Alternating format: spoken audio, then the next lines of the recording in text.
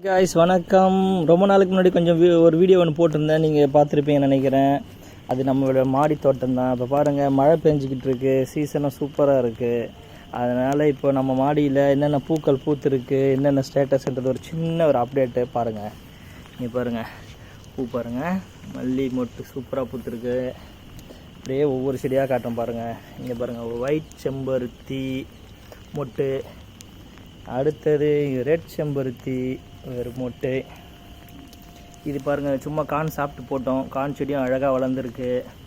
இது அடுத்தது இது நந்தியாவட்டை, இது நந்தியாவட்டை. இங்கே பாருங்கள், தக்காளி செடியில் பூக்கள்லாம் பூத்துருக்கு அழகாக.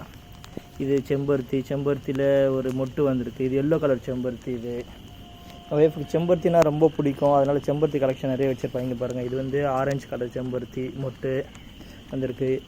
இது பார்த்திங்கன்னா இது பிங்க் கலர் செம்பருத்தி, இதுலேயும் மொட்டு வந்திருக்கு. பார்க்குறதுக்கு தான் ஆரஞ்சாக இருக்கும், ஆனால் பெருசாச்சுன்னா பிங்க்காக அழகாக இருக்கும், பிங்க் கலரில். ப்ளஸ் நம்ம அடுத்தது என்ன பார்க்குறோம் அப்படின்னா பச்சை மிளகா செடிங்க. இங்கே பாருங்கள், பச்சை மிளகா செடி, இதில் ஒரு பச்சை மிளகாவும் வந்திருக்கு. இங்கே பாருங்கள், ஒரு மிளகா காய்ச்சிருக்கு கைஸ். அப்புறம் நம்மளுடைய இந்த மாடி தோட்டத்தை கீரையெல்லாம் போட்டுருந்தோம்.